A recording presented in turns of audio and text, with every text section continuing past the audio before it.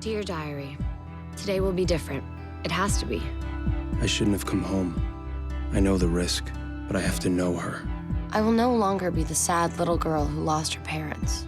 I will start fresh. For the first time in a long time, I feel completely and undeniably wide awake. For the first time in a long time, I feel good. But how do I stop a monster without becoming one myself? For once, I don't regret the day before it begins.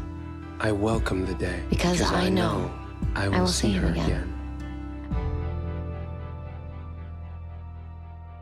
The genesis of this project was actually kind of kismet, I think, more than anything else. Julie Plec and I were having lunch with Jennifer Breslow, who was the CW executive, and we were sitting around going, what are we gonna do? I said, God, I love vampires. I would do a vampire show in a heartbeat if I thought that anybody would still do a vampire show after all these vampire shows. As much as they were intrigued, they responded with skepticism.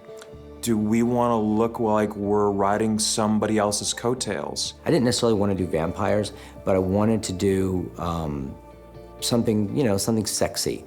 And I think vampires are incredibly sexy. Jen, who was an executive at the CW, said, well, we want to do a vampire show, and we have this property that doesn't have a writer that we've been wanting to put together. Do you guys want to do it? I don't even know why I said yes. It just seemed like the right thing to do at the right time. Something about it made me want to be a part of it. And I wanted to work with Julie, and I wanted to work with the CW again. The process for this show is really intense, and it was sort of fight to the end, really high stakes.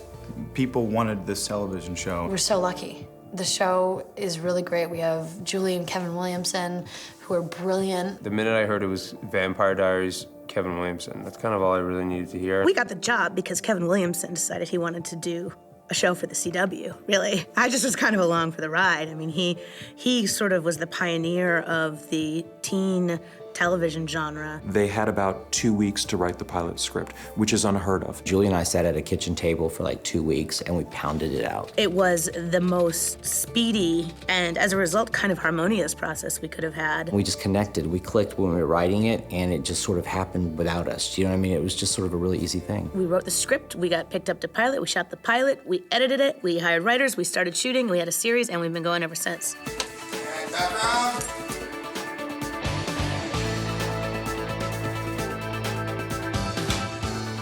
I think Kevin and Julie, as creators of the show, have come up with a lot of different elements to appeal to a wide range of people. The writers do such a beautiful job blending this crazy world of vampires and this just real world of what it is to be like in high school. Add to that life and death stakes, and wow. When you add a genre element into the world of a small town drama, of a teen drama, suddenly everything just seems more profound. It has more substance, it has more power. What sets the Vampire Diaries apart is literally the human relationships in the show. It's more about the town of Mystic Falls and the history and everything that's happened in this town and how it affects the town's people than it is about just the vampires. You're dealing with romance and love. And betrayal and hatred and envy and anything you can really think of that goes on with human emotions happens in this show.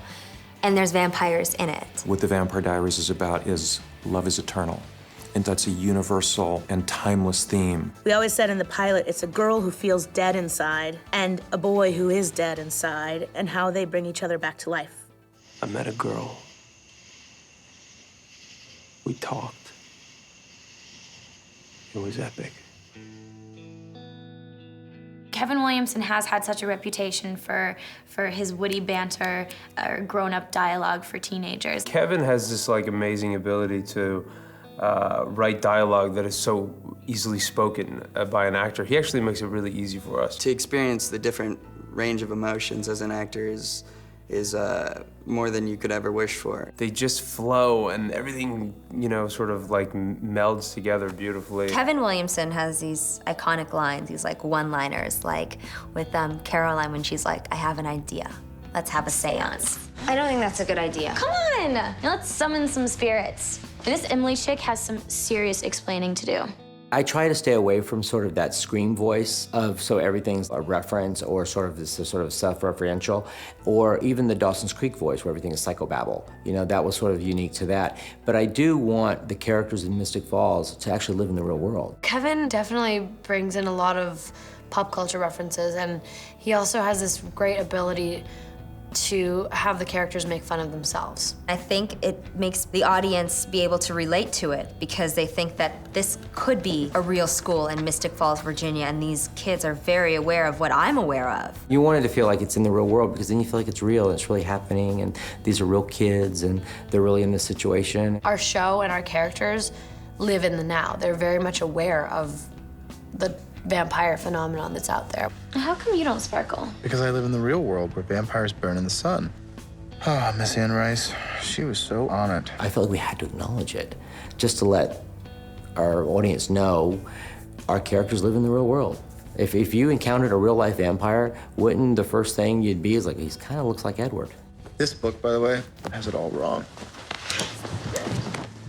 We'd been told by the writers that the book series was going to be a beautiful skeleton for the show, but it wasn't necessarily going to define, you know, what was going to happen, who was going to be with who was going to turn into what. Our show is derived from this series of books, but we're obviously not going by the books at all. We're just taking certain characters and then making our own little world of the Vampire Diaries, with all due respect to what L.J. Smith created. I could add my personal take to it, but at the same time honor what was there. I think the most important aspects that have transferred books to the show would be the essence of the characters. Some things just don't translate as well from the book to the series, and you have to make changes so that it works for the TV show. It's always a balancing act.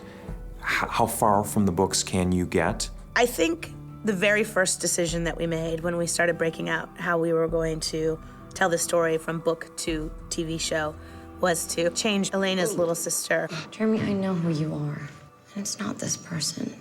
Elena in the books has a 4-year-old sister, and which then turned into a 16-year-old troubled boy. I was about to read the books until I found out my character was originally a 4-year-old girl named Margaret. So I figured that wouldn't affect my character all too much. You know, some people were a little frustrated with that when they first saw the show, because Margaret played a very key role in the books, in that Margaret was the one who invited Damon into the house for the first time. You know, it's a pain in the butt to have a 4-year-old character on the show. And we also needed more men. There wasn't enough guys in the show that weren't vampires, so that's why we added the brother character of Jeremy. Ah, God, what now? One of the concerns that the network and studio had with regards to the book was that Elena was a little unlikable. Elena in the books was kind of a bitchy mean girl, I guess is the best way to put it. In the books, Elena's sort of that queen bee, popular girl, gets what she wants whenever she wants it. That was one of our concerns. You can't have a pilot episode and dislike your lead lady. You can't, you know, you have to like your heroine instantly. If I had to characterize her like that from the beginning, I don't think anybody would have cared as much about the love story. I want you to keep this that way. You'll know if you're ever in danger. We're really kept in the dark, and I think it's because with the writers, things change constantly. I think they have their definite through line, but I think that with a show like this, new ideas pop up all the time. You just trust that they've got it going, they know what's happening, and that it unfolds as it should, and that you can, as an actor, you can creatively surrender to that process and trust it. We don't even know where it's gonna go. We usually find out what's going on right before we start the next episode, which is fun. It keeps us on our toes. I cannot wait until we get the new scripts. I mean, I read one and I want to see what's going on next and what happens next, and I just get so excited. We all do. They've literally had to put scripts on lockdown from us trying to sneak into them before they're perfected and ready for us. If we get excited, I can imagine how everyone else is feeling and how hard it is to wait for the next episode, because I can barely wait for the next episode.